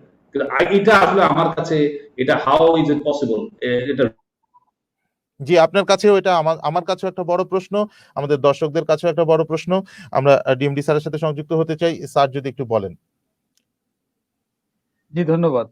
শুনলাম আপনাদের এই আলোচনাটা, যেটা বলছেন যে এই টাকা পাচার হয়ে যাওয়া, দুইটা বিষয় যদি আমি মোটা দাগে বলি, যে আমাদের দেশ থেকে টাকা পাচার হয়ে যাওয়া এবং ব্যাংকিং চ্যানেলের মাধ্যমে তো পাচার হয়ে যাওয়া, এবং ব্যাংকিং চ্যানেলের যে ঋণগুলো সেগুলো পুঞ্জীভূত যে খেলাপি ঋণের সংস্কৃতি, আমি এই দুটা বিষয় নিয়ে বলবো। দেখেন, এই আহ, বিষয়টা হচ্ছে তা না, কোথাও কোথাও হয়তো হচ্ছে, সেগুলো আমরা স্পেসিফিক আলোচনায় না যায়। আমরা যেখানে আমরা আলোচনা করতে পারি সেটা হচ্ছে যে গুড গভর্নেন্সের একটা জায়গা আছে এখানে। গুড গভর্নেন্স বলতে আমি যেটা বলবো যে সকল পর্যায়ে আচ্ছা। আমরা যদি আমরা ব্যাংকার, আমরা যদি আমাদের ব্যাংকিং এর দিক থেকে বলি, তাহলে আমাদের বোর্ড, আমাদের ম্যানেজমেন্ট, আমাদের শাখার ব্যবস্থাপনা আছে। এই তিনটা জায়গাতেই যারা ফিল্ড লেভেলে কাজ করেন তারা, যারা হেড অফিসে ম্যানেজমেন্ট লেভেলে কাজ করেন এবং যারা বোর্ডে থাকেন, এই 3টা লেভেলের জায়গাতেই বলবো যে এখানে যাদের যা দায়িত্ব আমাদের, এখন পার্টিকুলার কোনো একটা কেস কিভাবে হয়েছে যেটা আপনারা বলছিলেন, আমি সেই দিকে না যাই। পার্টিকুলার কোনো একটা কেস কিভাবে হয়েছে সেটা তদারকি করবার জন্য, দেখবার জন্য বাংলাদেশ ব্যাংক আছেন, বাংলাদেশ ফাইন্যান্সিয়াল ইন্টেলিজেন্স ইউনিট আছেন, ওনারা হয়তো এগুলো দেখবেন। আমরা জেনারেলি যেটা বলি, আলোচনা করতে পারি, সেটা হচ্ছে যে আমরা যদি আমাদের স্ব জায়গায়, প্রত্যেকটা জায়গায় যদি আমরা গুড গভর্নেন্সকে প্রাধান্য দিয়ে কাজ করতে পারি, কেমন সেটা বলি। একদম ফিল্ড লেভেলে আমাদের সহকর্মী ভাই রফিক ভাই ঢাকা ব্যাংকের, উনি যেটা বলছিলেন যে আজকাল ব্রাঞ্চ থেকে ঋণ বিতরণ করার কোনো সুযোগই নাই। ব্রাঞ্চ থেকে যখন কোনো একজন কাস্টমারকে সোর্স করে, সেই গ্রাহক নির্বাচন থেকে ধরে আপ টু যখন বোর্ডে এই ঋণটা অনুমোদন হবে, এই পর্যন্ত আমাদের যার যেখানে যে রোলটা আছে, সেই রোলটা যদি আমরা যথাযথভাবে পালন করি এবং নিয়ম কানুনের মধ্যে পালন করি, তাহলে এই ধরনের ঘটনা ঘটার আমি মনে করি ব্যক্তিগতভাবে কোনো স্কোপ থাকারই কথা না। আমরা অনেক অনেক ক্ষেত্রেই দেখি, শুনি এরকম। আমি দেখিনি, বাট শুনেছি। আমার ব্যাংকিং ক্যারিয়ার, 24 বছর ব্যাংকিং ক্যারিয়ারে আমি আইটনেস হই নাই, বাট শুনেছি এরকম কথা যে আমরা ব্যাংকাররাও অনেক ক্ষেত্রে গ্রাহকদেরকে ঋণ যাতে একটু বেশি পাওয়া যায়, ঋণ যাতে উপযুক্ত কাগজপত্র, উপযুক্ত উদ্দেশ্য ছাড়াও যাতে ঋণ হতে পারে, অনেক ক্ষেত্রে শোনা কথা বলছি আমি। আমরাও হয়তো ব্যাংকাররা অনেক ক্ষেত্রে হিসাব নিকাশ করার ক্ষেত্রে, প্রপোজাল তৈরির ক্ষেত্রে হয়তো আমরা সহযোগিতা করে থাকি। তো এটা তো সুস্পষ্ট ভাবে অ্যাজ এ প্রফেশনাল আমাদের তো এটা আমাদের এথিক্স এর বাইরের একটা কাজ। আবার যখন আমরা বোর্ডে কোনো প্রপোজাল নিয়ে যাই, বোর্ড কি করেন? বোর্ড তো ম্যানেজমেন্টের সিদ্ধান্তের উপর ভিত্তি করেই তো তারা সিদ্ধান্ত নেবেন। আমার ফিল্ড লেভেল থেকে যেভাবে একটা লোনকে অ্যাসেস করা হবে, উপস্থাপন করা হবে, আমার ম্যানেজমেন্ট লেভেলে হেড অফিসের থেকে যেভাবে সেটাকে রেকমেন্ড করা হবে, সুপারিশ করা হবে বোর্ডে অনুমোদনের জন্য, বোর্ড তো বসে কয়েক ঘন্টায় তারা তো একটা সম্পূর্ণ বিষয়টা একটা চুলচেরা বিশ্লেষণ করতে পারবেন না। তো তারা তো আসলে, আমরা যারা ম্যানেজমেন্টে কাজ করি, আমরা যারা প্রফেশনালস, আমাদের করা কাজের উপর, আমাদের হিসাব কিতাবের উপর ভিত্তি করেই তো তারা সিদ্ধান্ত দিবেন। এটা আমি সব ব্যাংকের বোর্ডের কথাই বলছি। রফিকুল ইসলাম, ভিপি ঢাকা ব্যাংক, আপনি যদি আরো কিছু যোগ করতে চান এখানে। যেটা বলবেন অ্যাবসলিউটলি, মানে ব্রাঞ্চ লেভেল থেকে আসলে একটা কাস্টমারের কেওয়াইসিটা প্রথম নেওয়া হয় কিন্তু ব্রাঞ্চ লেভেল থেকে। এখানে ব্রাঞ্চ ম্যানেজারের বড় একটা ভূমিকা আছে, যে কোন ধরনের কাস্টমারের প্রপোজালটা আমি পাঠাচ্ছি, এটা কিন্তু একটা বড় একটা ব্যাপার। এটা ভেরি গুড পয়েন্ট উনি রেজ করেছেন, আমি আপনার সাথে পুরোপুরি একমত। কারণ একটা প্রপোজাল যখন ব্রাঞ্চ লেভেল থেকে ইনিশিয়েট হয়, এটা যখন ম্যানেজমেন্ট হয়ে বোর্ডে যায়, কারণ ম্যানেজমেন্ট বোর্ডে কিন্তু অনেক সময় কেওয়াইসি বা কাস্টমারকে জানার কিন্তু খুব একটা থাকে না, সেটা কিন্তু জানতে হবে কিন্তু ব্রাঞ্চ ম্যানেজারকে। যদি এরকম যদি কোথাও হয়ে থাকে, এটা সত্যি দুঃখজনক। এবং আমি ব্যক্তিগতভাবে এটা বিশ্বাস করতে চাই না। এটা একটা কিছু টাকা দেশের বাইরে চলে গেছে, সেই টাকাগুলো আমার রিশিডিউল হচ্ছে in the name of loan rescheduling. এটা আসলে ব্যাংকিং সেক্টরের জন্য খুবই দুর্ভাগ্য। যদি কোথাও হয়ে থাকে, সেটা বিকৃত ঘটনা। তা আমার মনে হয় না বাংলাদেশের ব্যাংকাররা এখন এত অসচেতন, এবং বাংলাদেশের ব্যাংকাররা এখন অনেক বেশি পরিশীলিত এবং অনেক বেশি স্ট্রাকচার বলে আমি মনে করি, এবং এটা না হওয়াটাই কাম্য। আমি ব্যক্তিগতভাবে ঘটনা আপনার সাথে যোগ করতে চাই, বা আমি আরো অন্য একটা ঘটনা উপস্থাপন করতে চাই। সেটা হচ্ছে একটা ফাইন্যান্সিয়াল ইনস্টিটিউশন, আমি নাম নিয়ে যদি বলি, কারণ পত্রিকায় তাদের নাম এসেছে এবং ঘটনাটা আমি পত্রিকা থেকে জেনেছি। FAS ফাইন্যান্স অ্যান্ড ইনভেস্টমেন্ট, তারা দুটা বেসরকারি ব্যাংকের কাছ থেকে ঋণ নিয়েছে একটি এফডিআর বন্ধক হিসেবে রেখে, একটি এফডিআর লিয়েন করে, এবং সেই এফডিআরটি হচ্ছে 30 কোটি টাকার। একটি 30 কোটি টাকার এফডিআর লিয়েন করেছে, এবং দুটি ব্যাংক থেকে কি করে 30-60 কোটি টাকার লোন তারা নিতে পারলো। আপনি একজন ব্রাঞ্চ ম্যানেজার হিসেবে কিভাবে দেখছেন, এটা কি সম্ভব? হলো যে আমার পার্সপেক্টিভে বলবো, এটা আসলে সম্ভব না, এটা কোনোভাবেই সম্ভব না। কারণ একটা কাস্টমার মনে করে একটা 30 কোটি টাকা এফডিআই নিয়ে আমার কাছে আসছে, আমি সেটা লিয়েন করে আমি ওকে হয়তো অ্যাসুরি দিব, আর কি সিকিউরড ওভারড্রাফট দিব, বা যে কোনো একটা লোন দিব। প্রথম কথা হলো যে আমি 30 কোটি টাকা দিতে পারি না, এটাকে আমাকে নিশ্চয়ই একটা মার্জিন রেখে বাকি টাকাটা আমি লোন দিব, 1 নাম্বার। সেটা আমি ধরলাম যে 10% মার্জিন রেখে আমি 25 কোটি টাকা থেকে লোন দিলাম। এবং এখানে কিছু প্রসিডিউর আছে। আমার কাছে যখন এফডিআইটা আসবে, সেই এফডিআইটা যদি আবার ব্যাংকের হয়, তাহলে আমার এফডিআইটা থাকবে, মূল ইনস্ট্রুমেন্ট থাকবে আমার কাছে, এবং ওটার পিছনে কিন্তু উনি ডিসচার্জ করে দেবে, এবং সমস্ত রাইটস কিন্তু এফডিআই এর উপর উনি আমাকে কিন্তু হ্যান্ড ওভার করবে through creation of charge form, 1 number. আর এটা যদি আদার ব্যাংকের, থার্ড কোনো ব্যাংকের যদি এফডিআই হয়ে থাকে, তাহলে আমি অবশ্যই ওই ব্রাঞ্চের, ওই ব্যাংকের ম্যানেজমেন্টের কাছে ইনস্ট্রুমেন্টটা পাঠাবো, মানে কয়েকটা জিনিস এনশিওর হওয়ার জন্য এই অ্যাপডেটটা ফেক কিনা নাকি মানে অরিজিনাল, রিয়েলি সেখানে এরকম একটা এফডিআর বা ইনস্ট্রুমেন্ট বা এরকম একটা ডিপোজিট আছে কিনা, এবং তাদের একটা নো অবজেকশন আছে কিনা। ওই ব্যাংকের একটা নো অবজেকশন নিয়ে নিতে হবে, হ্যাঁ তোমার ইনস্ট্রুমেন্ট, তোমার কাছে ডিপোজিট আছে, সেই ডিপোজিটের এগেইনস্টে আমি এখানে ফাইন্যান্স করছি। তাহলে এই ডিউ ডিলিজেন্সের জায়গাটা যদি মেনটেন করা হয়, আমার মনে হয় এখানে কিন্তু এই ডিউ ডিলিজেন্সটা করা হয়নি। সেই কারণে কিন্তু দুই ব্যাংক থেকে এই লোনটা নেয়ার সুযোগ মানে করে দিয়েছে। এখানে যারা করেছে তারা কিন্তু জি, ২ ব্যাংক থেকে লোন নিয়েছে এবং পরবর্তীতে দুটো ব্যাংকই কিন্তু এফডিআরটা নিয়ে দাবি করছে যে এই এফডিআরটা আমাদের, আমরা এই এফডিআরটাকে মানে আমাদের হবে। তো এই ঘটনাটা ঘটেছিল কেমন সেটা আসলে ব্রাঞ্চ ম্যানেজার হিসেবে আপনি যেভাবে ব্যাখ্যা করলেন সেই ব্যাখ্যার পরিপ্রেক্ষিতে মনে হয় যেটা বললেন আরকি, যে এখানে ডিউ ডিলিজেন্স এর কিছুটা ঘাটতি ছিল, তাহলেই সম্ভব, আর তা না হলে এটা সম্ভব নয়। হয়তোবা ডিএমডি মহোদয় তিনিও আমাদের সাথে একমত হবেন। আপনার সাথে আমি আরো একটা বিষয় যোগ করতে চাই, সেটা হচ্ছে যে আপনি একটা বিষয় নিয়ে কিছুটা কাজ করেন আমরা জানি, সেটা হচ্ছে যে ইনফরমাল ইকোনমি যেটা রয়েছে, আমরা যেটা একটা মোটা দাগে যদি একটা প্রশ্ন করি, সেটা হচ্ছে একজন রিকশাওয়ালা কেন ব্যাংক লোন পায় না? এটা কিন্তু সকলের মধ্যে একটা প্রশ্ন। ব্যাংক সবাইকে টাকা দেয়। একটা গরিব মানুষ সে কি ৫০,০০০ টাকা মেরে দিবে? ও ৫০,০০০ টাকা ঋণ নিয়ে একটা রিক্সা কিনতে পারে। সে সেই রিক্সাটা দিয়ে তার জীবন ধারণ করতে পারে। হয়তোবা ২ টো রিক্সা কিনতে পারে, আরো একটা ভাড়া দিতে পারে। সে কি ৫০,০০০ টাকা মেরে দিবে? ৫০,০০০ টাকার জন্য পালিয়ে বেড়াবে সারা দেশ? এগুলো কিন্তু মানুষের মনে প্রশ্ন থাকে। তো সেই প্রশ্নগুলোর আলোকে যদি ফরমাল ওয়েতে বলি, তাহলে হচ্ছে যে ইনফরমাল ইকোনমি যেটা রয়েছে বাংলাদেশের, সেটাকে কিভাবে মেইনস্ট্রিম ইকোনমিতে সংযুক্ত করা যায় বলে আপনি মনে করেন? খুব সংক্ষিপ্ত আকারে বলবেন। ইকোনমিটা কিন্তু মানে মানে একটা ইকোনমি, বিশেষ করে বাংলাদেশের ইকোনমির প্রায় 70% হচ্ছে ইনফর্মাল ইকোনমি, যেটা কিন্তু ফর্মালি কিন্তু ব্যাংকিং ইন্ডাস্ট্রিতে ইনক্লুশন হয়নি, কিন্তু ওরা কিন্তু কন্ট্রিবিউট করে যাচ্ছে জিডিপিতে বা প্রবৃদ্ধিতে বা যে কোনো ভাবে, কিন্তু ওরা অর্থনীতিতে কিন্তু বিভিন্ন অ্যাঙ্গেল থেকে বিভিন্ন স্ব জায়গায় তারা কন্ট্রিবিউট করে যাচ্ছে। কিন্তু এখানে যে কথাটা বললেন যে ব্যাংক ফাইন্যান্স, এখন ব্যাংক ফাইন্যান্সের ব্যাপারটা হচ্ছে যে এটা শুধু ব্যাংকারদের একার দোষ দিয়ে লাভ নাই, আমাদের টোটাল স্ট্রাকচারটা হচ্ছে এরকম। যেমন একটা রিক্সা পুলার যখন আপনি মনে করেন ব্যাংকে যাচ্ছে, বা একটা স্মল এন্টারপ্রাইজ, একটা রিটেল কাস্টমার যখন ব্যাংকে যাচ্ছে, আমরা ব্যাংকাররা কিন্তু যে জিনিসটা করি সেটা কিন্তু আমরা ক্যাশ ফ্লো দেখে কিন্তু লোন দিই। মোটা দাগে হচ্ছে যে আমরা ব্যাংকাররা যাই করি ক্যাশ ফ্লো, কিন্তু ক্যাশ ফ্লো দেখানোর মতো কোনো এভিডেন্স কিন্তু ওই ইনফর্মাল সেক্টরে কিন্তু নাই। কোনো কাগজপত্র দেখানোর মতো কিন্তু সেরকম নাই। বাংলাদেশ ব্যাংকের একটা সফট ইনস্ট্রাকশন আছে, যদি এরকম ইনফর্মাল ইকোনমি বা ইনফর্মালি যদি কেউ যদি মানে ওই সেক্টর থেকে কেউ যদি লোন নিতে আসে, তাহলে কিন্তু তাদেরকে আমাকে হেল্প করার কথা একটা বলা আছে। হ্যাঁ, এটা কিন্তু সফটলি কিন্তু সেন্ট্রাল ব্যাংক বলা আছে, এবং এখন কিন্তু ওই জায়গাটা হচ্ছে ব্যাংকারদের সাথে ব্যাংকাররা কিন্তু ইনফর্মাল ইকোনমিকে এন্টারটেইন করতে পারছে না ওই একটা জায়গায়, যে ওদের কাছে কিন্তু বেসিক্স কোনো কাগজপত্র নাই, যেটা এখন সেন্ট্রাল ব্যাংকের বেসিক রিকোয়ারমেন্ট যেগুলো ব্যাংকগুলোকে প্রুডেন্সিয়াল গাইডলাইন্স এর মাধ্যমে আমাদেরকে ইনস্ট্রাকশন দিয়ে দেওয়া হয়েছে যে বেসিক জিনিসগুলো তোমরা নিবে, তার মধ্যে একটা cash flow statement, cash flow এবং evidence of his or her cash flow, এই জায়গাটা কিন্তু তারা কিন্তু most of the small enterprise এবং রিটেল বেস কাস্টমাররা মেইনটেইন করে না।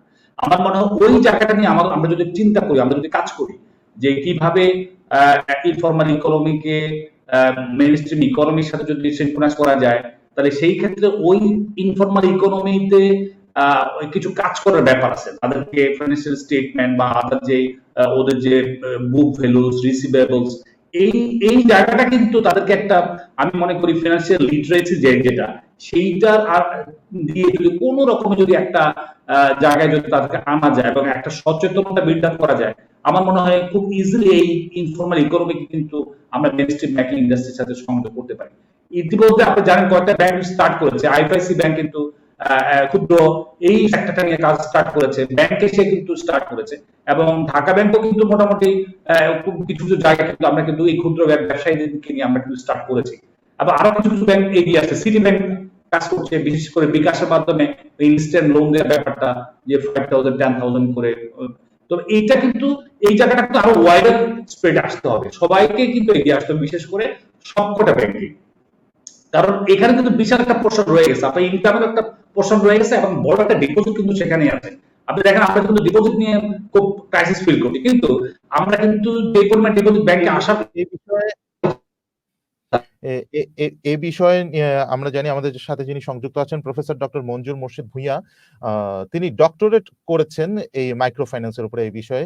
তিনি যেমন করে বলছিলেন, আপনি যদি ছোট্ট করে তার সাথে কোনো কিছু যোগ করেন যে মেকানিজমটা কি করা যায়? কি মেকানিজম করলে আপনার কাছে মনে হয় যে খুব সহজে ওদেরকে লোন দেওয়া যায়, ওখানে বিশ্বাস স্থাপন করা যায়? মঞ্জুর মোর্শেদ ভূঁইয়া আমাদের সাথে সংযুক্ত হবেন। এই একই প্রশ্নটা তাহলে আমি রাখতে চাই আমাদের ডিএমডি মহোদয় আছেন সীমান্ত ব্যাংক। আপনি যদি একটু ছোট করে বলেন যে কি মেকানিজম করলে ব্যাংকগুলো আরো দ্রুত বা আরো সহজে অথবা তাদের উপর বিশ্বাস স্থাপন করা যায়? যেমনটি তিনি বলছিলেন যে ক্যাশ ফ্লো যে একটা স্টেটমেন্ট শো করতে হয়, সেই ক্যাশ ফ্লো স্টেটমেন্টটা কিন্তু তারা সহজে শো করতে পারে না। এই ক্যাশ ফ্লো স্টেটমেন্টটার বিকল্প কি হতে পারে? আপনি কি মনে করেন? ধন্যবাদ। যে আলোচনাটা শুরু হয়েছে এটা যে প্রান্তিক জনগোষ্ঠী যারা বিশেষ করে ইনফরমাল ইকোনমিক পার্ট যারা তাদেরকে আমরা কিভাবে ব্যাংকিং চ্যানেলে ঋণ সুবিধা দিতে পারি আলোচনাটা তো সেখানেই। জি, খেয়াল করে জি, জি, দেখবেন জি। যে এখন থেকে 10-20 বছর আগেও কিন্তু এই যেই সেক্টরের কথা আমরা বলছি, বিশেষ করে এসএমই কৃষি, গ্রামে-গঞ্জে যারা প্রান্তিক কৃষক অথবা ছোট, ছোট দোকানদার তাদেরকে জি, আগে কোনো ঋণ দেওয়া যেত না। আমরা আমাদের জানা মতে আমাদের দেশের যে এনজিওস গুলো নন গভর্নমেন্টাল অর্গানাইজেশনস গুলো হুম, তারা অনেকটা এই ক্ষেত্রে এগিয়ে ছিল। বাট গত কয়েক বছর থেকে সেন্ট্রাল ব্যাংকের তত্ত্বাবধানে আমাদের যে প্রাইভেট কমার্শিয়াল ব্যাংক গুলো আছে, সরকারি ব্যাংক গুলো আছে, যারা শিডিউল ব্যাংক গুলো আছে, কমার্শিয়াল ব্যাংক যারা, তারা এই ক্ষেত্রে অনেকটা এগিয়ে আসছে এবং আমরা দেখতে পাচ্ছি ছোট, ছোট আ আ ক্ষুদ্র ব্যবসায়ী, প্রান্তিক ব্যবসায়ী যারা তাদেরকে ঋণ দেওয়া হচ্ছে। আলোচনাটা হচ্ছে যে একেবারে আরো মাইক্রো লেভেলে যেটা আপনারা বললেন যে সেখানে কি করা যায়? ডেফিনিটলি আমি মনে করি যে আ আ আমাদের ব্রাঞ্চ ম্যানেজার রফিক সাহেব উনি যেটা বলছিলেন যে ব্যাংকারদেরকে তো একটা সেট রুলের মধ্যে থেকেই কাজ করতে হয়। কারণ আমাকে হুম, ক্যালকুলেট করতে হবে। তো এই প্রান্তিক কৃষক অথবা প্রান্তিক ব্যবসায়ী যারা একেবারেই ক্ষুদ্রাতি ক্ষুদ্র ছোট আ ব্যবসায়ী যারা তাদের হাতে ওই ধরনের রিসিভেবলস এর কথাই বলেন, পেয়েবলস এর কথাই বলেন, আর খাতাপত্র হিসেবের কথাই বলেন সেগুলো অনেক ক্ষেত্রে থাকে না। এটার জন্য আমার মনে হয় যে অ্যা আ এনজিও সেক্টরে যেভাবে মাইক্রো রেগুলেটরি অথরিটি যেভাবে কাজ করছে, সেইভাবে সেন্ট্রাল ব্যাংকের তরফ থেকে ব্যাংকগুলোকে কিভাবে যুক্ত করে কাজ করা যায়। কারণ মাইক্রো ক্রেডিট রেগুলেটরি অথরিটি যেই প্রসেস আ ফর্মুলা অথবা যেই নিয়মকানুন করে দিচ্ছে, সেগুলো হয়তো তাদের জন্য। আমাদের ব্যাংকগুলো যেহেতু governed by the central bank, সেজন্য সেন্ট্রাল ব্যাংকের তরফ থেকেও এই আ একেবারেই ক্ষুদ্রাতি ক্ষুদ্র ব্যবসায়ী যারা আপনি রিক্সা পুলারের কথা বলছিলেন, একজন জি, ভ্যান চালক তার কথা বলছিলেন যে ৳২০,০০০ জি। একটা ভ্যান কিনে দিয়ে। সেটা আমার মনে হয় যে আ আ আমরা ক্লাস্টার ওয়েতে এসএমই তে এখনো যেমন আমরা ক্লাস্টার বেস কিছু ফাইন্যান্সিং করি, সেরকম একটা চিন্তা করা যেতে পারে এবং জি, কমিউনিটিতে যারা ওপিনিয়ন লিডার আছেন অথবা স্থানীয় প্রতিনিধি আছেন, তাদেরকে একটা তাদের সাথে একটা সমন্বয় করে কারণ ব্যাংকের কাছে তো জামানত বলি আর যেই অর্থেই বলি, জিম্মাদার বলি, যেভাবেই বলি, ব্যাংকের কাছে হুম, ব্যাংক তো আরেকজনের টাকা ধার দিবে আসলে। সো জি। ব্যাংকেরও তো একটা নিশ্চয়তা, নির্ভরতার কিছু জায়গা প্রয়োজন থাকতে আছে। হবে। জি, তো আমার মনে হয় যে মাইক্রো ক্রেডিট রেগুলেটরি অথরিটি যেভাবে কাজ করছে তাদের সেক্টরের জন্য সেন্ট্রাল ব্যাংকের তরফ থেকে আমাদের আ কমার্শিয়াল ব্যাংকগুলোর জন্য এই একেবারেই প্রান্তিক চাষী যারা অথবা প্রান্তিক ক্ষুদ্রাতি ক্ষুদ্র ব্যবসায়ী যারা, যারা এখনো আমাদের ব্যাংকিং নেটের মধ্যে মানে লেন্ডিং নেটের মধ্যে যারা এখনো আসেনি, তাদেরকে আরো কিভাবে করা যায় সেইটা দেখা যেতে পারে যাতে করে আমরা যে ফাইন্যান্সিয়াল ইনক্লুশন এর কথা বলছি, আর্থিক অন্তর্ভুক্তির কথা বলছি, সেটা যেমন ৳১০ কৃষকের অ্যাকাউন্ট সেটা যেমন আমাদের আ আ অত্যন্ত দরিদ্র যারা তাদেরকে ৳৫ ৳১০ অ্যাকাউন্ট খোলার যেমন ব্যবস্থা করা হয়েছে, ঠিক তেমনি ভাবে ডিপোজিটের জন্য। তাদেরকে আমরা ঋণেরও ব্যবস্থা করতে পারি। তাহলেই জি। আমরা একটা বড় জনগোষ্ঠীকে আমরা এই ব্যাংকিং নেটওয়ার্কের মধ্যে নিয়ে আসতে পারবো বলে আমি মনে জি, করি। ধন্যবাদ। ধন্যবাদ। আমাদের সময় প্রায় শেষ। ছোট্ট করে যদি একটু যুক্ত করেন আমাদের প্রফেসর মঞ্জুর মোর্শেদ যে এখানে মেকানিজম এ যেমনটা বলছিলেন ডিএমডি মহোদয় যে মাইক্রো ক্রেডিট রেগুলেটরি বডি ওরা যে মেকানিজমটা ব্যবহার করে বাংলাদেশ ব্যাংক যদি সেই মেকানিজম আ আমাদের বাণিজ্যিক ব্যাংকগুলোকে ব্যবহার করতে দেন বা সেরকম কিছু সুযোগ করে দেন তবে হয়তোবা এটা আরো সহজ হয়ে যাবে। আপনি কি মনে করেন আরো কিছু করার দরকার আছে কি? ছোট্ট করে ১ মিনিটের মধ্যে সংযুক্ত করবেন। ধন্যবাদ। আমি ডিএমডি রফিকুল ইসলাম সাহেবের সাথে একমত। বিষয়টা হলো যে মাইক্রো ফাইন্যান্স ইনস্টিটিউশন গুলো বা এনজিও গুলো কমার্শিয়াল ব্যাংক গুলোর কাছ থেকে ঋণ নিয়ে ৯% ঋণ নিয়ে তারা 20% লোন দিচ্ছে ক্ষুদ্র ব্যবসায়ীদেরকে বা যারা মাইক্রো ক্রেডিট নিচ্ছে। তো সেই ক্ষেত্রে ওনারা একটা সেপারেট উইং করে সেই উইং এর মাধ্যমে কিভাবে প্রান্তিক লোকদের মাঝে, ব্যবসায়ীদের মাঝে লোন দেওয়া যায়, ইভেন রিক্সাওয়ালা বা গরিব কৃষক তাদের মধ্যে দেওয়া যায়, সেই জন্য আলাদা একটা ডিপার্টমেন্ট করে সুপারভাইজ বেস ক্রেডিটের মাধ্যমে লোন দেওয়া যেতে পারে বলে আমি মনে করি। এবং সেক্ষেত্রে বাংলাদেশ ব্যাংক অবশ্যই ফিনান্সিয়াল ইনক্লুশনের আওতায় নীতিমালা প্রণয়ন করে সেই নীতিমালা অনুযায়ী শিডিউল ব্যাংকগুলোকে এটা ফলো করার জন্য নির্দেশ প্রদান করতে পারে। ধন্যবাদ আপনাকে এবং ধন্যবাদ আপনাদের সবাইকে যারা আমাদের সাথে সংযুক্ত হয়েছিলেন। সুপ্রিয় দর্শক, আপনারা যারা এতক্ষণ আমাদের সাথে ছিলেন আপনাদেরকেও ধন্যবাদ জানাই। ব্যাংকিং, ইকোনমি এবং কোভিড-19 এই অনুষ্ঠানটি উপভোগ করার জন্য। নিশ্চয়ই আপনাদের যদি কিছু বলার থাকে আমাদের সাথে ফেসবুকে সংযুক্ত হয়ে সেখানে কমেন্টের মাধ্যমে আমাদের কাছে জানিয়ে দিতে পারবেন। সবাই ভালো থাকবেন, সুস্থ থাকবেন। দেখা হবে আগামীতে।